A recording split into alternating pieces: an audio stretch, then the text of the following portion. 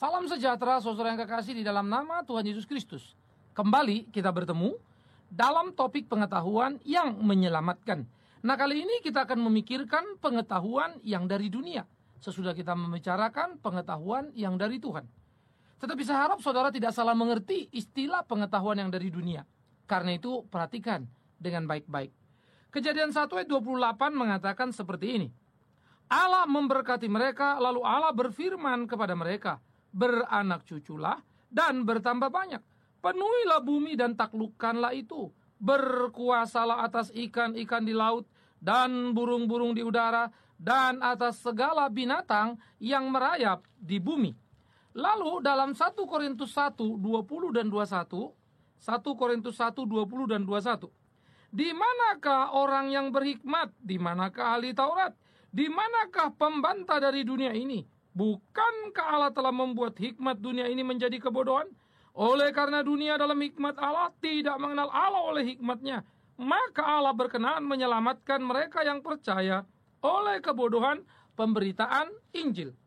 Saudara yang kekasih, pengetahuan dari dunia adalah satu kata yang seringkali disalah mengerti dan salah ditempatkan sehingga kerap menjadi perdebatan yang diperdebatkan dengan iman.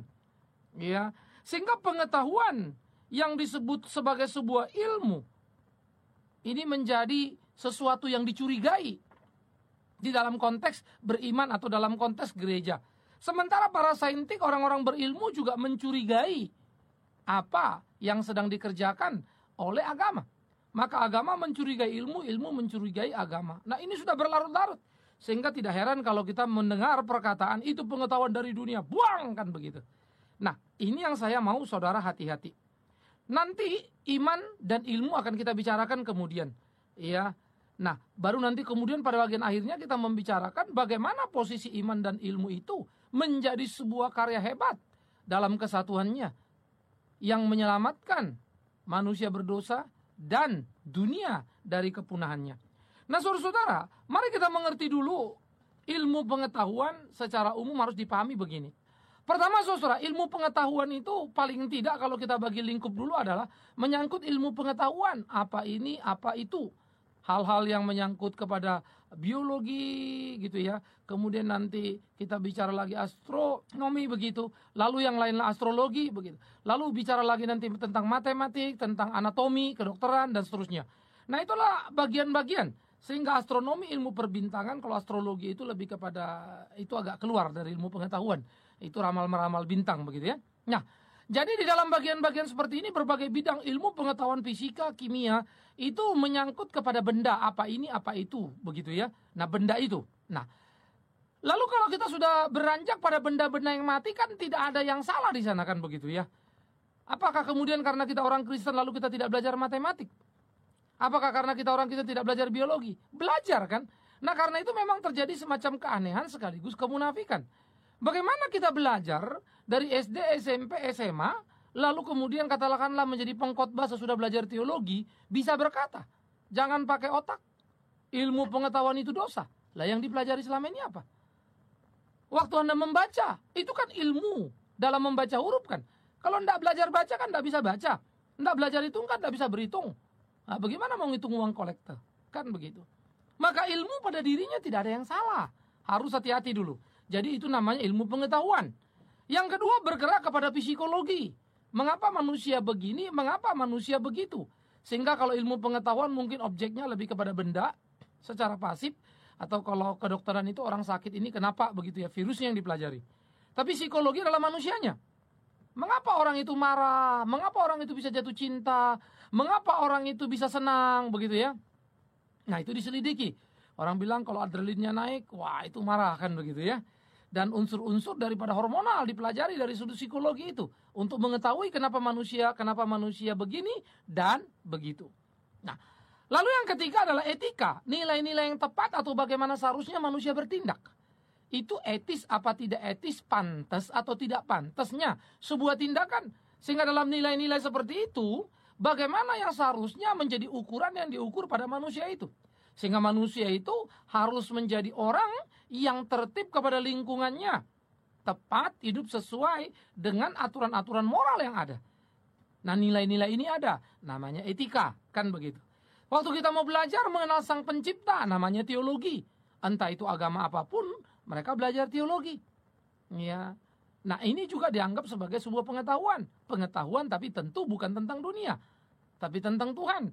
Nanti pengetahuan tentang Tuhan ini, ilmunya kita percaya kalau Alkitab itu adalah sesuatu yang Tuhan inspirasikan kepada orang yang dipercayanya, sehingga menjadi sebuah kitab yang tertulis yang bisa kita baca, kan begitu. Ya. Nah, jadi itu teologi. Ya, sudah melintasi ruang, melintasi waktu karena berbicara Tuhan yang tidak bisa kita lihat dengan mata. Sehingga dalam unsur itu tentu iman sangat kuat sekali. Ya, jadi ada ilmu pengetahuan tentang kebendaan, ada ilmu pengetahuan yang disebut psikologi tentang manusia, kenapa begini, kenapa begitu dalam sikapnya. Ada etika, nilai-nilai yang seharusnya dilakukan manusia dalam relasinya dengan sesamanya, dan teologi manusia dengan Sang Penciptanya. Nah, jadi semua itu kan disebut ilmu pengetahuan, saudara. Apa yang salah dengan ilmu pengetahuan? Kan tidak ada. Nah, karena itulah kita harus berhati-hati menyikapinya. Karena itu kita harus menghargainya. Toh kita mau anak-anak kita sekolah, minta mereka juara. Untuk juara kan mereka mesti pinter, mesti rajin belajar. Lah kalau pinter apa? Kan ilmu pengetahuan. Bukankah aneh sekali kalau banyak orang tua misalnya setuju dengan khotbah pendeta? Jangan pakai otak, mesti pakai iman. Lah anaknya disuruh sekolah pakai apa? Kan ambivalen itu. Lah pendeta mau ngomong jangan pakai otak, tapi pakai iman saja pun pakai apa dia ngomong kalau enggak pakai otak? Kalau enggak pakai otak kan otomatis toh omongannya ngawur kan. Otak itu kan memberikan satu instruksi sehingga apa yang kita maukan itu keluar sejalan dan bisa dipahami, tidak mengalami kebingungan, kan begitu. Nah, semua itu kan ilmu pengetahuan. Jadi jangan berburuk sangka dulu dengan ilmu. Mari kita bedakan nanti berikutnya bagaimana kita menyikapi ilmu pengetahuan itu. Ya, sehingga kita tidak menjadi orang yang salah, tidak menjadi orang yang cupet, yang sempit pengetahuan atau pemahamannya. Ya. Nah, kita harus tahu pertama, saudara, menyikapi ilmu pengetahuan itu pada dirinya, ilmu pengetahuan itu baik benar pada dirinya. Ketika ilmu pengetahuan itu berdiri sebagai sebuah ilmu pengetahuan. Kita tahu apa alam semesta, belajar ilmu bumi, kita mengerti utara, selatan, barat, timur, ini letak di mana, ini letak di itu. Belajar ilmu alam, kita mengerti alam semesta dan hukum-hukum yang berlaku yang ada di dalamnya. Iya kan? Nanti kita belajar tentang dunia yang lebih besar dan lebih besar dan lebih besar lagi. Sehingga kita tahu batasan-batasan, nanti makin dikembangkan begitu ya. Kita mengerti semua dan kita belajar semua itu. Pada dirinya ilmu pengetahuan itu baik dan benar, itu harus dipahami dulu. Pada dirinya ilmu pengetahuan itu tepat dan sesuai, itu harus dipahami dulu. Pada dirinya ilmu pengetahuan itu baik dan benar. Tapi sebagai ilmu pengetahuan saja, ya. Artinya ilmu pengetahuan yang sudah bersifat final dan sudah dipakai secara umum.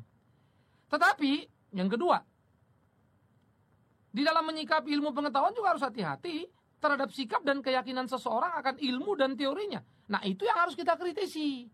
Jadi jangan pukul rata semua ilmu pengetahuan salah. Ya. Evolusi misalnya. Evolusi itu kan bisa teistik, bisa ateistik. Ada orang percaya memahami evolusi tapi kemudian dia ateis, tidak ada Tuhan begitu. Ada yang bicara evolusi tapi ada Tuhan. Sehingga memahami evolusi itu sejak kapan? Yang ateistik tentu sejak segala sesuatu bergerak dari evolusi kan. Tapi yang teistik yang percaya Tuhan akan berkata evolusi itu dimulai sesudah penciptaan, baru terjadi kemudian evolusi kan kita. Ya. Tetapi dua bidang dua unsur itu kan masih tetap merupakan ruang yang melintasi ruang ilmu kan. Karena siapa yang tahu sejak dulu kala. Ya. Siapa yang tahu bahwa sejak dulu itu semua berevolusi? Itu kan teori yang tidak terjangkau manusia. Tidak bisa dibawa ke laboratorium itu. Penyelidikan kita apa yang ada sekarang untuk menghitung apa terjadinya dulu. Bisa iya, bisa enggak, bisa tepat, bisa salah kan begitu. Tetapi toh dalam ilmu pengetahuan yang jujur harus dipahami dong. Tetap ada unsur spekulasi. Atau dalam bahasa kita unsur iman kan. Sehingga evolusi pun harus percaya. Harus beriman bahwa dulu memang begitu evolusi itu terjadi. Nah sampai di sini apa sih masalahnya? Kan enggak ada. Jadi kalau dia mau percaya seperti itu ya urusan dia. Kenapa orang Kristen atau orang beragama goyang? Begitu loh saudaraku. Ayo dong kita pelajari juga evolusi itu. Sehingga kita tahu nanti di mana lebihnya, di mana kurangnya. Sehingga kita perhatikan. Jadi ilmu pengetahuan seperti matematik pada dirinya tepat. Tapi ketika menyangkut sebuah teori yang melewati laboratorium. yang tidak bisa diriset, diselidiki. Nanti dulu. Itu kan keyakinan orang itu. Bahwa segala sesuatu terjadi karena evolusi. Kita juga punya keyakinan. Bahwa kita jadi karena diciptakan oleh Tuhan. Toh dua-dua berdiri pada tingkat keyakinan tadi. Sehingga itu menjadi ilmu pengetahuan yang melintasi ruang dan batas kan. Ya. Tapi jangan gara-gara itu Anda musuhan sama kimia, musuhan sama fisika, musuhan sama ilmu-ilmu yang lainnya lagi. Jangan begitu dong.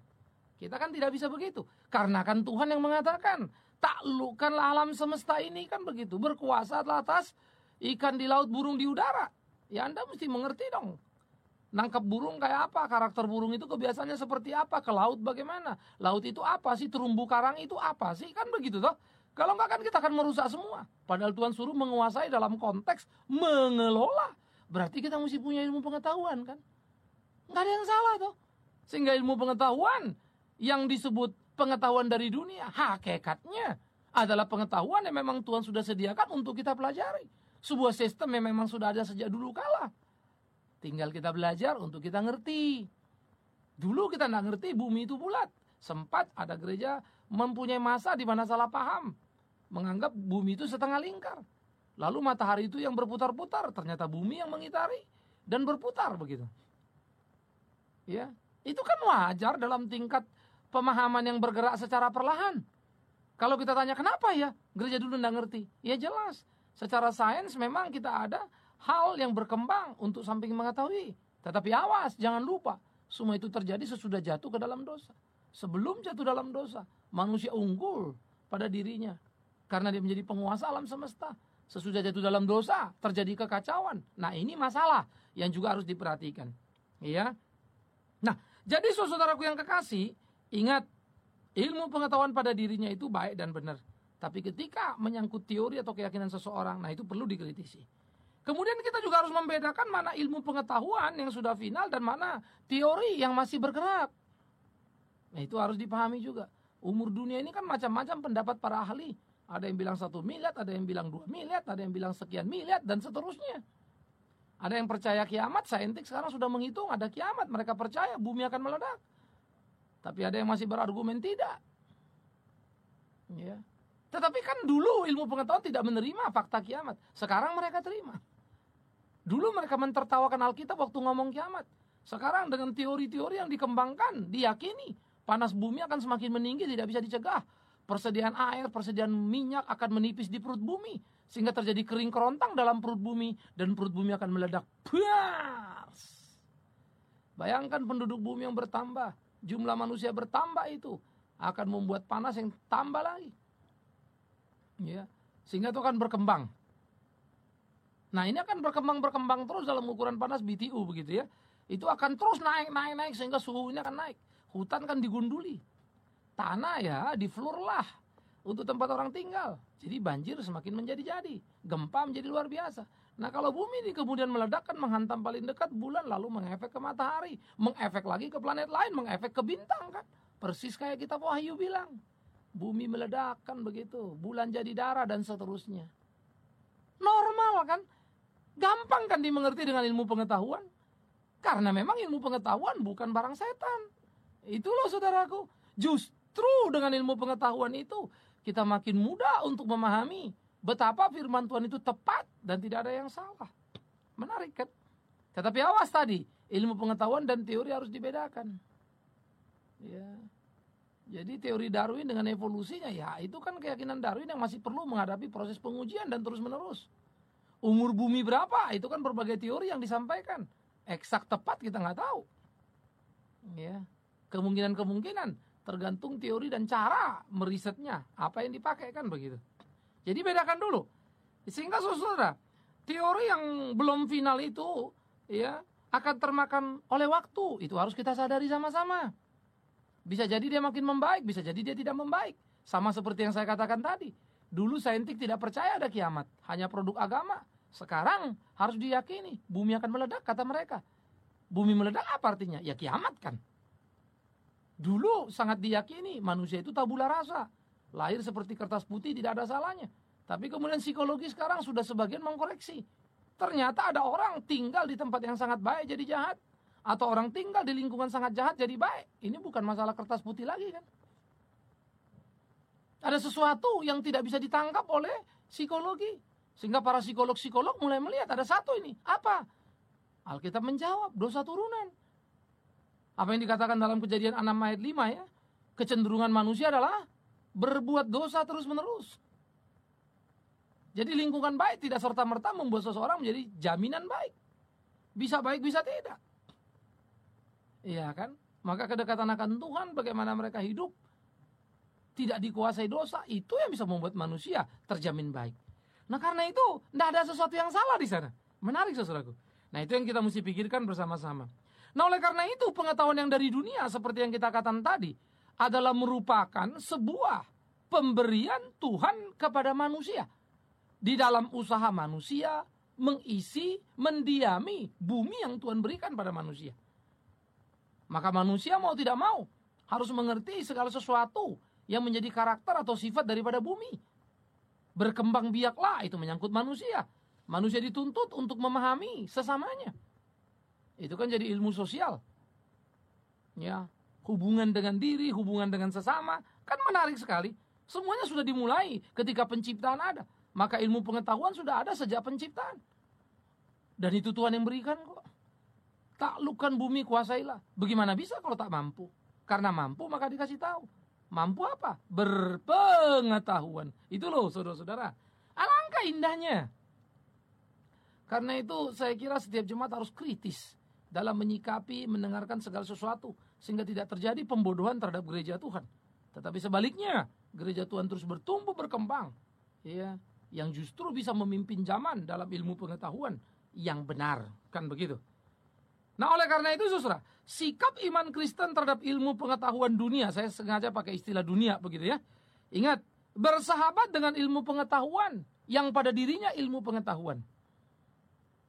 Bersahabat ya dengan ilmu pengetahuan yang pada dirinya ilmu pengetahuan.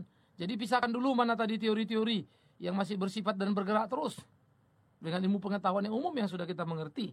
Itu harus dipahami. Tetapi pada saat yang bersamaan ketika kita bersahabat dengan ilmu pengetahuan, kita juga harus kritis terhadap berbagai teori-teori para saintik. Kita mesti mengkritisin itu. Tidak serta-merta kita bisa menerima itu bulat-bulat saja. Ya, memikirkan berbagai hal. Karena kalau para saintik mengerti ilmu pengetahuan, itu pun kemurahan Tuhan. Ya, apapun terjadi di kolong langit ini, tidak ada satu terjadi tanpa sepengetahuan Tuhan. Termasuk rambut kita jatuh satu saja Tuhan tahu. Apalagi pergerakan perubahan dalam pengetahuan. Pasti dong Tuhan tahu. Kecuali Anda tidak percaya Tuhan Maha Tahu dan Maha Kuasa. Jadi hati-hati dengan sikap iman kita. Karena tanpa sadar sikap iman kita justru menunjukkan perlawanan kepada ketetapan kebenaran Tuhan sendiri. Ya. Nah yang ketiga saudara, sikap iman Kristen terhadap ilmu pengetahuan itu adalah apa? Pengetahuan akan Allah. Ya. Yang tidak benar itu membinasakan. Nah awas, itu dalam konteks bukan manusia tidak punya pengetahuan, tetapi dalam konteks pengetahuan akan Tuhan. Nah itu yang digambarkan dalam 1 Korintus pasal 20 sampai 21. Jadi kalau dikatakan apa orang-orang yang berpengetahuan itu hikmatnya akan dijadikan kebodohan, itu tidak sama dengan kita anti terhadap hikmat. Karena Musa pun orang berhikmat kan gitu ya. Dengan hikmatnya dia dipakai Tuhan untuk memimpin orang Israel keluar dari Mesir menuju tanah perjanjian. Dengan hikmatnya pula yang Tuhan berikan, Yusuf mengelola hasil 7 tahun panen pada 7 tahun kelaparan. Dengan hikmatnya ada dia Sadrak Mesa Abednego, mereka dipakai di pembuangan di Babel, kan begitu. Itu harus dipahami saudaraku. Ya. Tetapi pengetahuan yang salah akan membuat manusia melawan Allah. Contoh Saulus. Saulus punya pengetahuan. Tetapi kemudian pengetahuan Saulus salah karena dia berpikir Yesus anak Allah itu sebuah pembodohan. Lalu dia membunuh pengikut Kristus. Tapi waktu dia bertemu dengan sang kebenaran sejati, Saulus itu berubah nama menjadi Paulus. Orang yang sama, otaknya sama, tetapi arahnya sudah berubah. Sehingga kemudian dia mempermalukan justru teman-temannya dulu. Karena ternyata memang betul Yesus itu anak Allah kan begitu. Apa kemudian saudara pikir pengetahuan Paulus berubah, otaknya diganti? Kan tidak. Iya. Jadi arahnya yang penting. Sehingga hikmat dunia adalah ketika dunia sombong menganggap Allah tidak ada. Tapi tidak sama dengan pengetahuan lalu jadi anti kita. Orang berhikmat itu Tuhan benci. Itu sebab kita tidak perlu pengetahuan. Salah besar. Pisahkan manusia dengan keyakinannya dan ilmu pengetahuan pada dirinya. Kan begitu. Sehingga orang Kristen tidak terjebak pada tempat yang salah. Dan kita juga harus memahami, saudara, pengetahuan dunia. Yang kita sebut ilmu pengetahuan adalah anugerah Allah yang baik pada dirinya. Tetapi sejak kejatuhan ke dalam dosa, ada pergeseran arah. Di mana manusia yang belajar ilmu pengetahuan menuhankan dirinya. Persoalannya di situ. Ya, manusia yang belajar pengetahuan mengatakan Allah tidak ada. Persoalannya di situ, bukan ilmu pengetahuannya. Nah, saya pikir ini menjadi perlu untuk sama-sama kita pikirkan. Karena Alkitab berkatakan, siapa sih yang beri matahari? Ya Tuhan. Kepada siapa Tuhan beri? Orang benar dan orang tidak benar. Siapa yang punya bumi? Tuhan. Siapa yang mendiami bumi? Orang benar tidak benar. Tapi kan namanya manusia yang dicipta Tuhan. Kan begitu, saudara. Dan manusia yang dicipta itu punya kemampuan untuk memahami tempat tinggalnya. Kalau sampai orang-orang berdosa, yang kita sebut berdosa dan celaka, mengerti segala sesuatu tapi kita bodoh semua orang Kristen. Ini kan mempermalukan Tuhan dong. Kan kita jadi batu sandungan. Lalu bilang, itulah makanya kenapa lo jadi Kristen. Tuh jadi Kristen tuh. Jadi bego-bego semua. Bahaya kan? Karena itu saudara-saudara, demi Tuhan yang hidup, jadilah Anda orang-orang unggul sesuai tuntutan Tuhan. Berapa talenta yang ada padamu, pakai maksimal. Tuhan tidak minta lebih dari talenta kita kan. Maka rajinlah belajar, giatlah sungguh-sungguh. Ayo kita gerakkan anak-anak kita. Tapi tidak sekedar berilmu tentunya. Karena itu harus diawali dalam takut akan Tuhan. Maka Tuhan akan memberikan nikmat. Ditambah-tambahkan pada kita. Sehingga kita tidak senertar mengerti ilmu pengetahuan di dalam ruang dan waktu. Tapi juga melintasi ruang dan waktu. Dengan demikian puaslah kita. Kiranya setiap saudara yang adalah orang percaya menimba ilmu tanpa henti. Sehingga saudara dan saya sungguh boleh menjadi agen kebenaran yang utuh. Tidak melakukan pembodohan, tapi justru pencerahan. Tuhan memberkati, selamat berjuang menjadi orang yang luar biasa. Di dalam Kristus Yesus Tuhan kita. Amin. Mari kita berdoa. Tuhan, kami bersyukur, kami berterima kasih untuk kemurahan-Mu yang sudah menolong kami dalam merenungkan firman-Mu. Berikan kepada kami gairah dalam mengerti ilmu pengetahuan. Bukan untuk kami melawan-Mu, tapi justru menyempurnakan pengabdian kami, pelayanan kami kepada Tuhan. Terima kasih Bapa di dalam surga. Di dalam nama Yesus Kristus Tuhan kami yang hidup, sumber segala pengetahuan. Kepadamu lah kami berdoa ya Tuhan.